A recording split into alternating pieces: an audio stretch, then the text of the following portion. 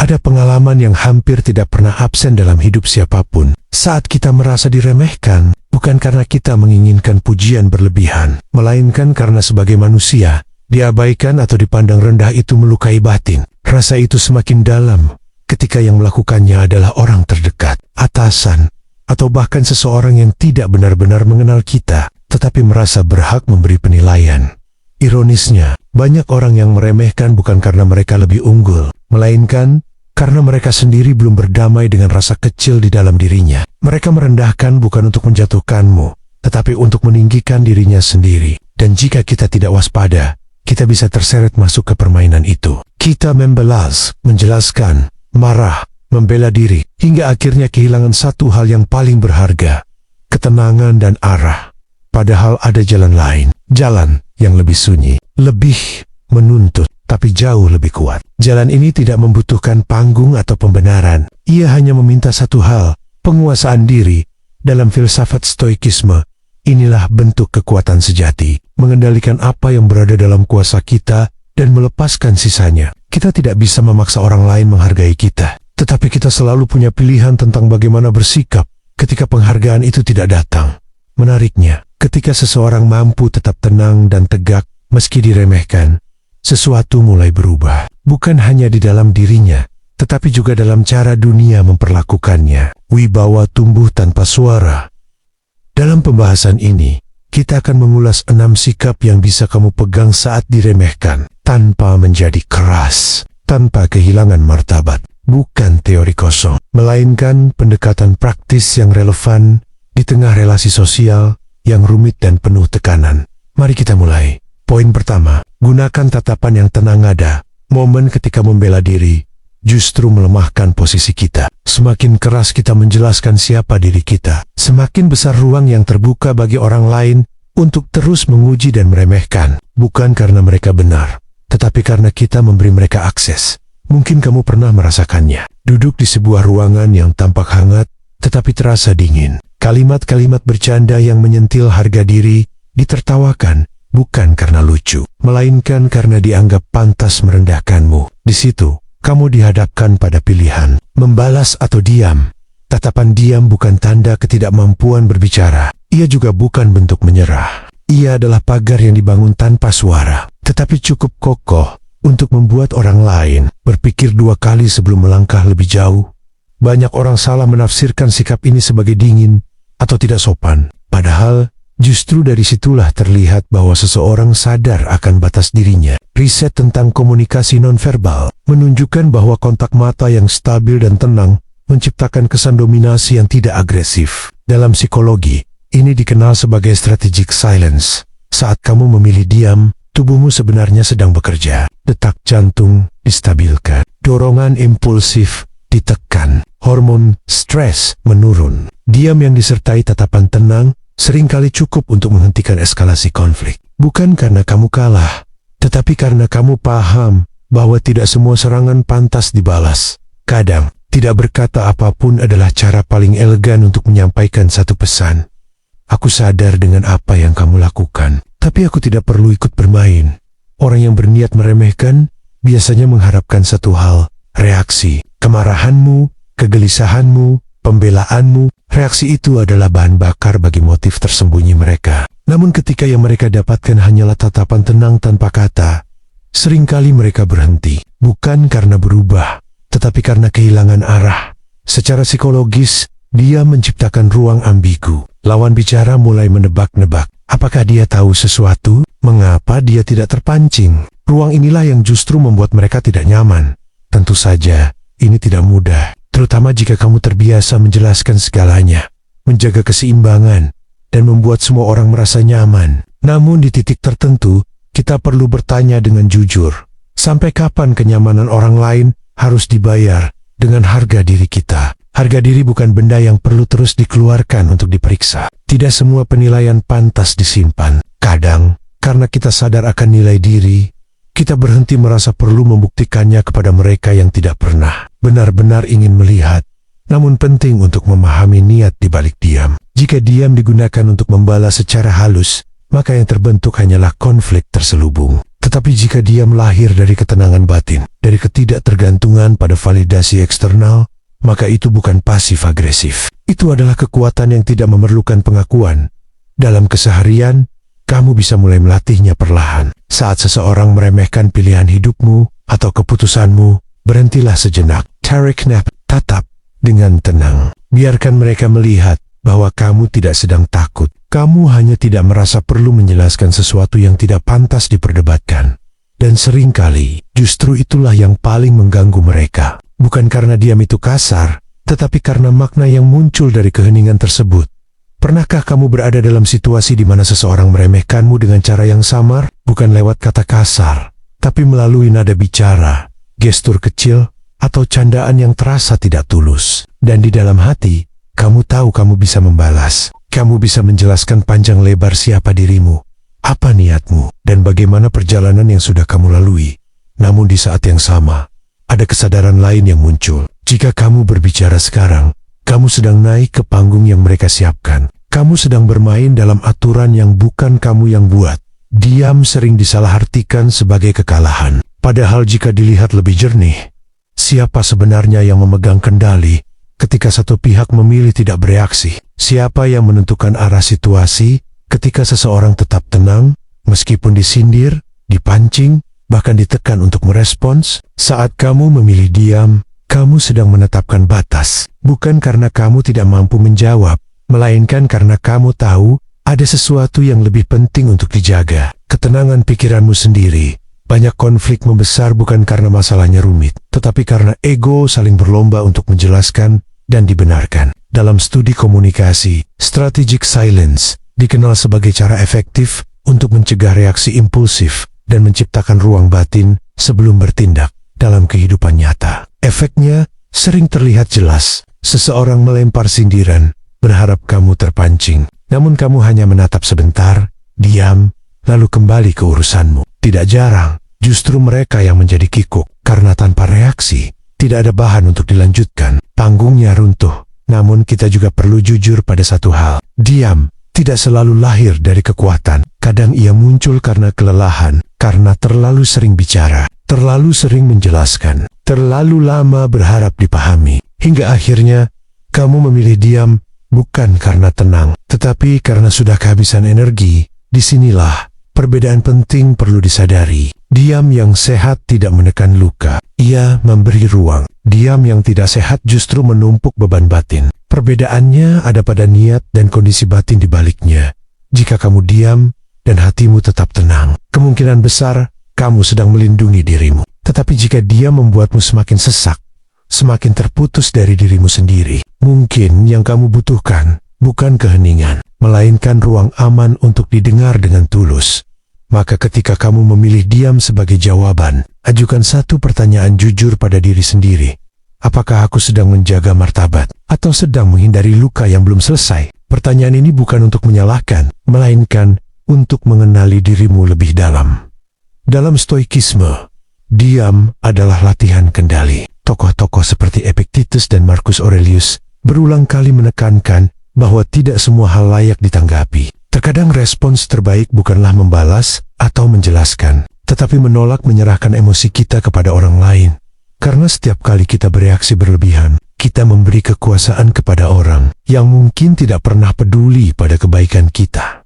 Bayangkan, kamu berada di tengah keramaian. Seseorang menyenggolmu, menertawakan caramu berbicara, atau merendahkan pilihan hidupmu. Apa gunanya menjelaskan diri kepada orang yang sejak awal tidak berniat memahami? Apa nilai kemenangan dalam debat dengan orang yang hanya ingin menang, bukan mendengar? Di titik inilah diam menjadi perisai, bukan tembok, bukan senjata, melainkan ruang tenang tempat kamu tetap berdiri tanpa harus membuktikan apapun.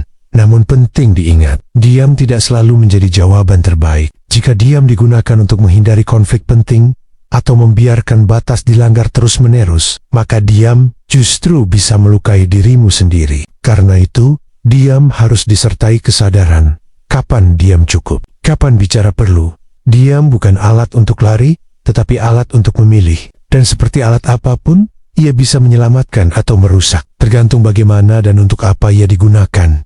Jika kamu merasa diremehkan dan ingin memilih diam, berhentilah sejenak. Jangan langsung memaknai diam sebagai bentuk kekuatan. Tanyakan dulu pada dirimu, apakah keheningan ini memberiku ketenangan atau justru menjauhkan aku dari diriku sendiri? Karena tidak semua keheningan adalah kemenangan.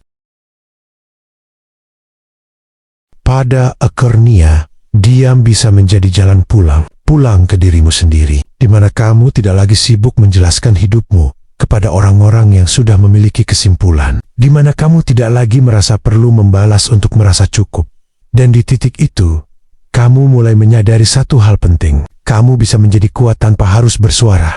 Ada fase dalam hidup ketika menjelaskan sesuatu justru terasa melelahkan. Bukan karena kamu kehabisan kata, tetapi karena kamu mulai menyadari satu hal penting. Tidak semua orang benar-benar ingin memahami. Sebagian hanya ingin membandingkan, sebagian ingin menguji, sebagian lagi ingin memastikan bahwa pilihan hidupmu masih bisa mereka nilai dari sudut pandang yang mereka anggap paling benar. Di titik ini, pertanyaan yang lebih dalam mulai muncul. Sampai kapan kamu harus terus menjelaskan sesuatu kepada orang-orang yang sejak awal tidak berniat mendengarkan? Mungkin kamu pernah berada di posisi itu. Terus-menerus menjelaskan mengapa kamu mengambil keputusan tertentu, mengapa kamu berubah, mengapa kamu memilih jalan yang tidak umum. Namun pada akhirnya, kamu tetap dianggap salah arah, aneh, atau terlalu egois. Jika itu pernah kamu rasakan, mungkin ini saatnya untuk berhenti. Bukan karena kamu kalah, bukan karena kamu tidak punya alasan, tapi karena kamu akhirnya memahami bahwa validasi dari orang yang tidak ingin mengerti tidak akan pernah cukup, sejelas apapun penjelasanmu. Dalam sudut pandang stoikisme, kita tidak memiliki kendali atas apa yang orang lain pikirkan. Yang sepenuhnya berada dalam kendali kita adalah cara kita merespons. Dan ketika kamu melepaskan kebutuhan untuk selalu dimengerti, kamu sedang mengambil kembali kuasa atas dirimu sendiri.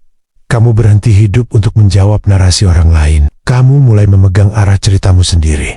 Psikologi menyebut kondisi ini sebagai internal coherence, sebuah keadaan batin ketika seseorang merasa selaras dengan pilihannya sendiri, bukan karena semua orang setuju, tetapi karena pilihan itu sejalan dengan nilai yang ia pegang. Dari sinilah rasa damai yang lebih stabil muncul.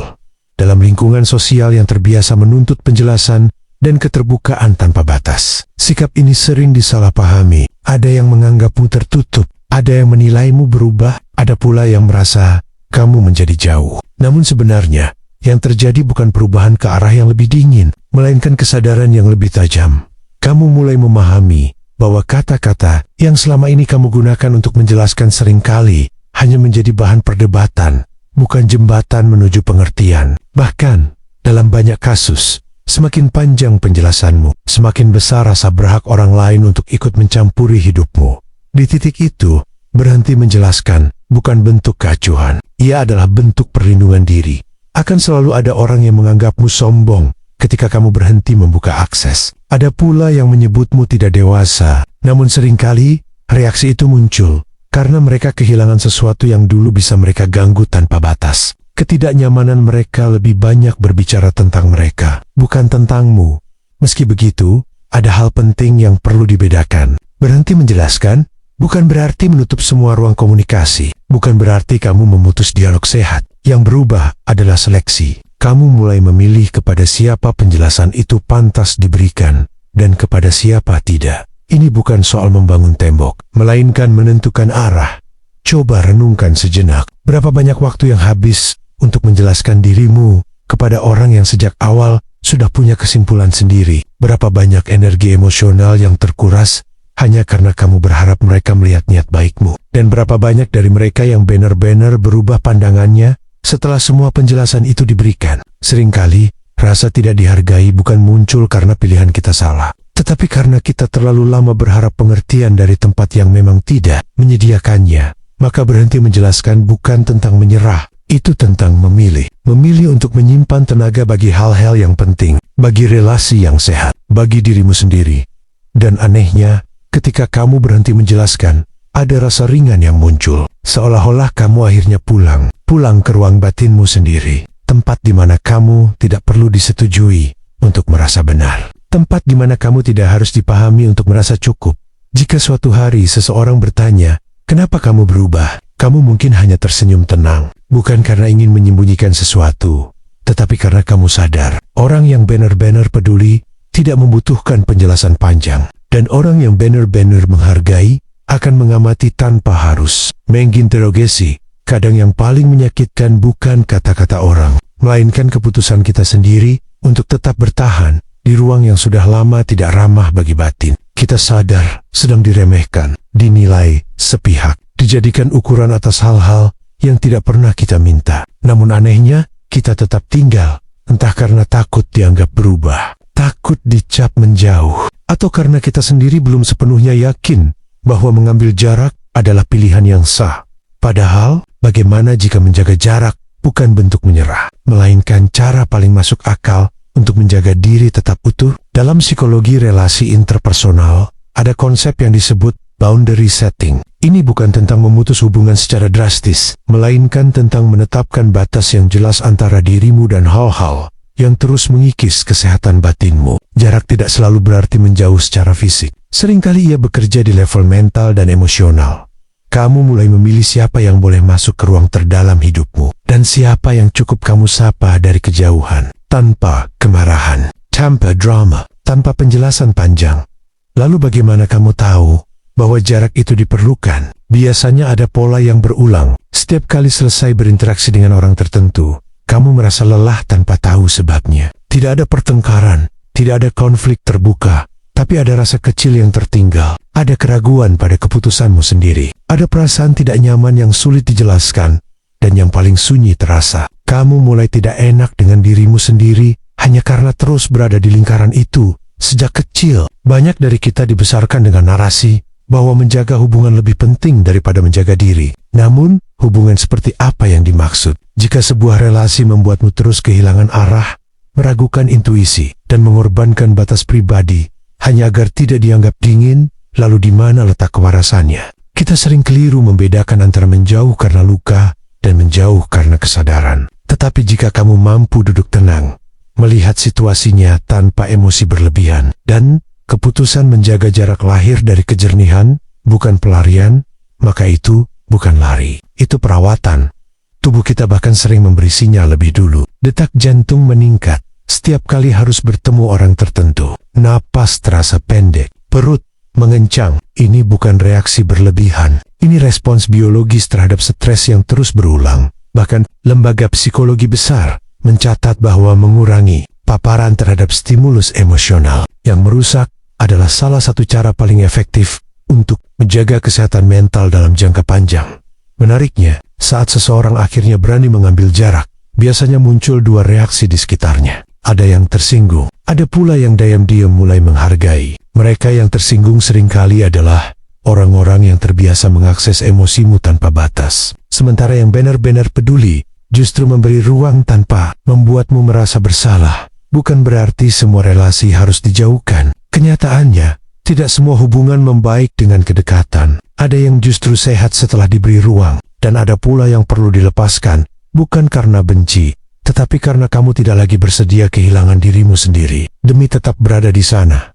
Coba tanyakan dengan jujur pada diri sendiri. Pernahkah kamu memaksakan kedekatan hanya karena takut dianggap berubah? Dan apa dampaknya pada kondisi batinmu? Kadang rasa tidak dihargai bukan muncul karena ucapan kasar, melainkan karena kita terus berdiri terlalu dekat dengan api, berharap hangat, padahal yang terjadi perlahan terbakar.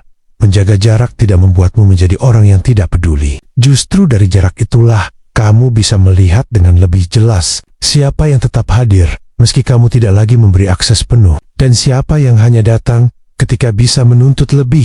Jarak bukan tembok. Age bukan untuk memutus, melainkan untuk meninjau ulang. Apakah pintu ini masih perlu dibuka, atau cukup berdiri di ambang dan memilih tenang? Ada situasi tertentu yang membuat seseorang ingin mengecil, ingin menunduk, ingin seolah tidak terlihat, seakan kehadirannya di ruang itu adalah kesalahan. Namun justru pada saat-saat seperti itulah, tubuh membutuhkan satu pesan yang jelas. Aku masih layak berdiri utuh. Menegakkan kepala bukan soal gaya, bukan pula bentuk perlawanan keras. Ia adalah bahasa tubuh dari keteguhan batin, sebuah pernyataan sunyi yang tidak berteriak, tetapi cukup kuat untuk mengatakan, aku tahu siapa diriku, dan aku memilih untuk tetap berdiri. Dalam psikologi, postur tubuh berkaitan erat dengan cara kita memandang diri sendiri. Penelitian menunjukkan bahwa sikap tubuh yang terbuka dan tegap dapat memengaruhi kondisi internal seseorang. Ketika tubuh berdiri mantap, sistem saraf menerima sinyal bahwa situasi masih bisa dihadapi. Hormon stres menurun, rasa percaya diri meningkat. Dengan kata lain, ketika kamu menegakkan kepala, kamu tidak hanya berbicara pada dunia luar, tetapi juga sedang berbicara pada dirimu sendiri. Pesan itu sederhana, aku punya ruang, aku punya nilai, dan aku berhak berada di sini tanpa harus merasa kecil. Menariknya, perubahan ini sering bekerja tanpa kata. Banyak orang tidak menyadari bahwa bahasa tubuh yang stabil, pandangan yang tidak terus menunduk, gerak yang tidak gelisah seringkali cukup untuk mengubah dinamika interaksi. Orang yang semula meremehkan bisa mulai menjaga jarak, bukan karena kamu menjadi agresif, tetapi karena kamu tidak lagi menyediakan ruang untuk diperlakukan rendah. Bagi sebagian orang, ini terasa sulit, terutama jika sejak lama kita dibesarkan dengan keyakinan bahwa merendah adalah satu-satunya cara agar diterima, bahwa percaya diri mudah disalahartikan sebagai kesombongan. Namun, di titik ini, penting untuk membedakan dua hal yang sering tercampur. Rendah hati tidak berarti terus menunduk di hadapan perlakuan yang tidak adil. Menolak diperlakukan rendah bukan berarti merasa lebih tinggi dari orang lain. Ada posisi yang seimbang, di mana seseorang berdiri sejajar, tidak di atas, tidak di bawah. Saat kamu menegakkan kepala, kamu tidak sedang mencari perhatian. Kamu hanya berhenti mengizinkan dirimu menjadi objek peremehan. Sikap seperti ini sering membuat sebagian orang merasa tidak nyaman. Mengapa? Karena mereka kehilangan kendali. Ada orang-orang yang terbiasa memainkan dominasi melalui isyarat kecil, nada bicara yang merendahkan, tatapan sinis yang dibungkus candaan, atau komentar yang sengaja dibuat ambigu. Ketika kamu tidak lagi bereaksi dan tetap berdiri tegak, permainan itu kehilangan daya. Mungkin akan muncul pertanyaan di dalam diri.